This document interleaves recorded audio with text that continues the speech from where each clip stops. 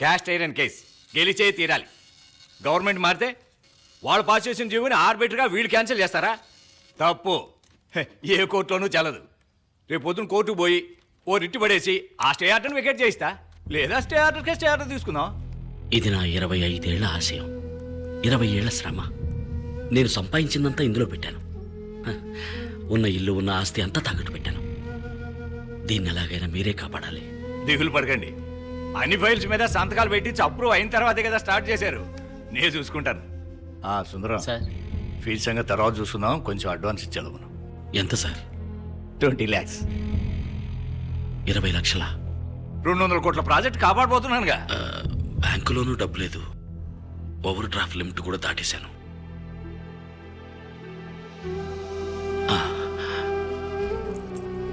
అడ్వాన్స్గా నా కారు ఉంచుకోండి. ఏంటండి ఇది ఇరకాటంలో పెట్టారే? అయ్యయ్యో, మీరేం ఫీల్ అవ్వకండి. నేనేమైనా పుట్టేటప్పుడు కారులో పుట్టానా?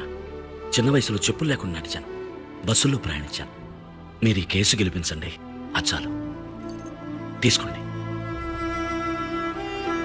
శివాజీ, నువ్వెంతో ఆశపడి కొనుక్కున్న కారు ఇది. సార్ కావాలంటే నేను డ్రాప్ చేస్తా. వద్దండి, కూల్. నాకు నడక అలవాటే. పద.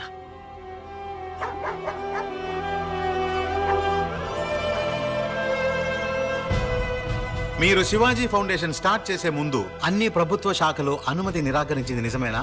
నిజమేనండి. 16 శాఖలకి చెందిన గవర్నమెంట్ ఆఫీసర్లకి 4 కోట్ల రూపాయలు లంచం ఇచ్చింది నిజమేనా? అబ్జెక్షన్. లంచం తీసుకోవడానికే అనుమతి నిరాకరించారు. మధ్యలో మాట్లాడకండి, మీ వాదన పూర్తి అయిపోయింది. 4 కోట్ల రూపాయలు లంచం ఇచ్చింది నిజమా కాదా?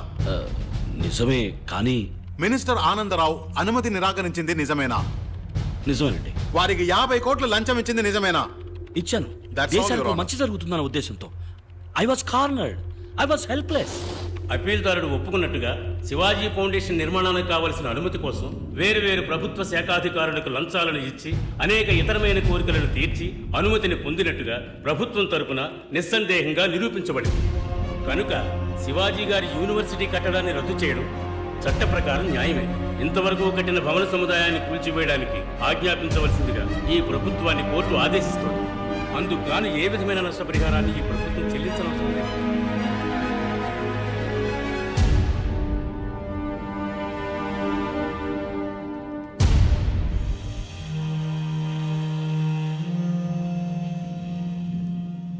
చూసారా శివాజీ గారు ఎంత పని జరిగిందో?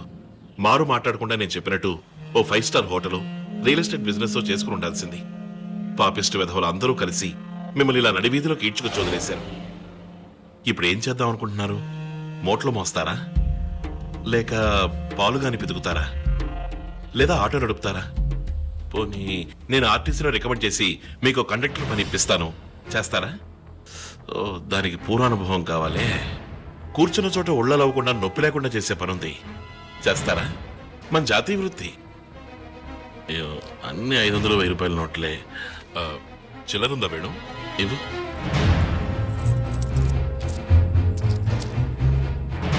అమ్మా తల్లి జగన్మాత, వీరు చేయబోయే పని విజయవంతం కావాలమ్మా. నా హస్తవాసి చాలా మంచిది. మొదటి బోణి నేనే చేస్తాను.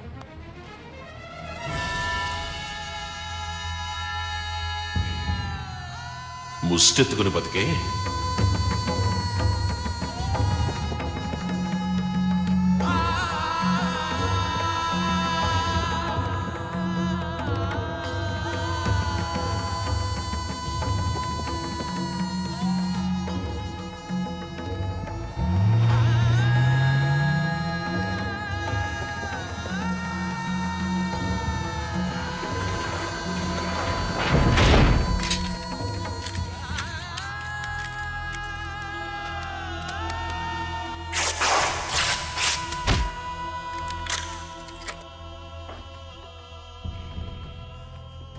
ఎక్స్క్యూజ్ మీ సార్, ఈ ఇల్లు, మిగతా ప్రాపర్టీసు, ఇక్కడున్న వస్తువులు అన్నిటికీ వెలకట్టినా కూడా మీరు తీసుకున్న అప్పుకి సరిపోదు సార్.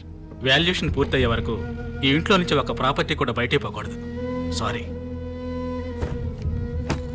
మీ రోలెక్స్ కూడా మా లిస్టులో ఉంది సార్.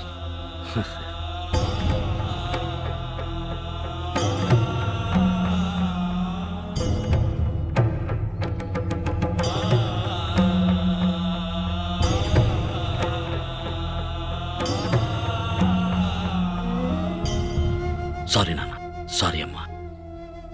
నేను మంచి స్థితికి వచ్చేదాకా మీరు ఊర్లో ఉండండి. మాకే బాధ లేదు బాబు.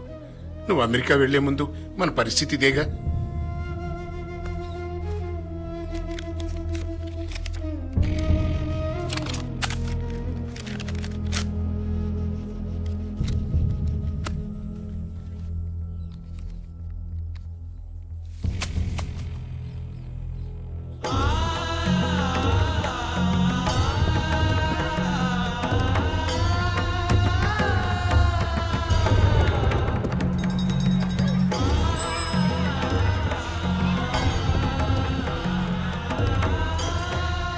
రండి. రెండల్లుడు గారు. ఇప్పుడు నా పరిస్థితి కొంచెం బాగాలేదు. పెళ్లి కొంచెం వాయిదా వేసుకుందాం. అది చెప్పెడదామని వచ్చాను. అలాగే బాబు, మీరు ఎప్పుడంటే అప్పుడే పెళ్లి జరిపిద్దాం. లేదు నాన్న, ఎప్పటికీ ఈ పెళ్లి జరగదు. ఏం నువ్వు అనేది ఉమాదేవి? నేను అప్పుడే చెప్పాను వద్దని. ఏదేదో చెప్పి మీరే నన్ను ఒప్పించారు. చూడండి నిశ్చితార్థానికి ఎంత పని అయిందో. రేపు పెళ్లి కూడా అయి జ్యోతిష్కుడు చెప్పినట్టు మీకేదైనా జరిగితే.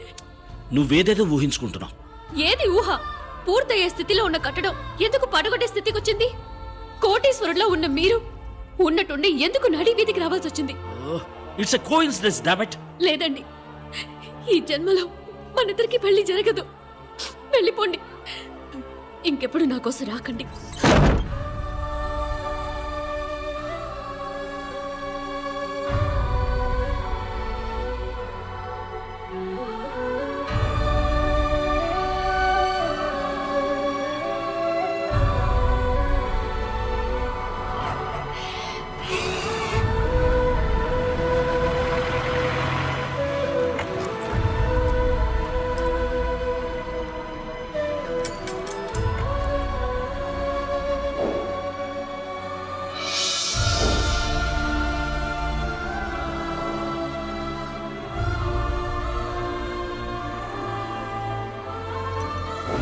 ముష్టెత్తుకుని బతికే. ఇంకెప్పుడు నా కోసం రాకండి. ఎంత 5 స్టార్ హోటల్లో తిన్నా గానీ తోపుడు బండిలో టిఫిన్ టేస్టే వేరు. తిన్.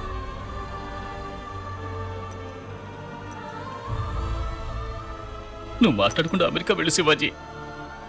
లేదు, ఇదే నా ఊరు. ఈ ఊరు వదిలి ఎక్కడికి వెళ్ళమంటావు? అనుకున్న మంచి చేయకుండా వదిలిపెట్టను. ఎలా శివాజీ? ఈ ₹1 చెప్తుంది. బొమ్మ పడితే సింహపు దారి, బొరుసు పడితే పూలదారి. నా దారి దైవ నిర్ణయమో యాదృచ్ఛికమో ఇది నిర్ణయిస్తుంది.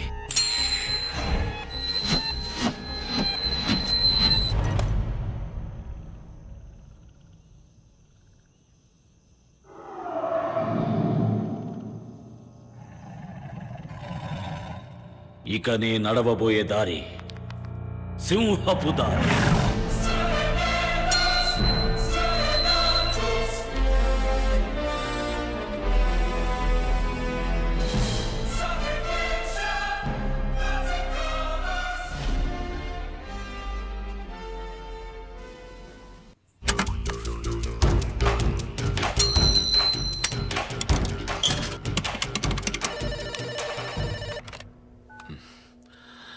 ఎవరు సార్, రేపొద్దున మీ ఇంట్లో పెళ్లి ఫిక్స్ చేశారు. ఏంటి పెళ్ళా? మా డిపార్ట్మెంట్ భాషలో రైట్ సార్. వెంటనే మీ అకౌంట్ 2 డాక్యుమెంట్స్ అన్నిటిని సేఫ్టీ చేసుకోండి. ఏంటి వాగుతున్నావు? సార్, విషయం confirm, top secret. MP Delhi అని ఎవరిని ట్రై చేయకండి. మీ 112 ఫోన్లనే ట్యాప్ చేస్తున్నారు.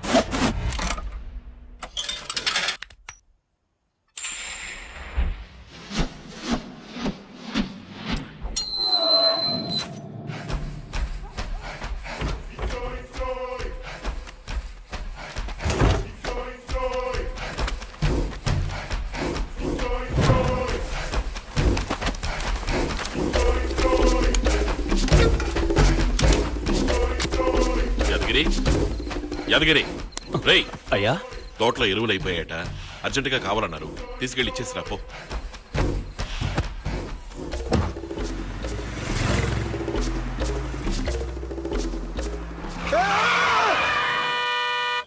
ఏంది ఆ రోడ్డు కడగా నుంచి బండి ఆపారు?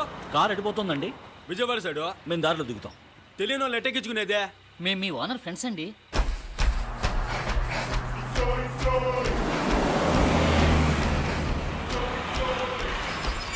బండి లోపలికి వెళ్ళొద్ది, ఈడే దిగండి.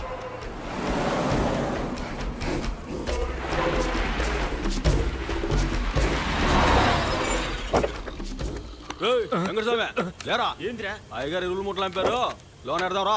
అట్టాగే.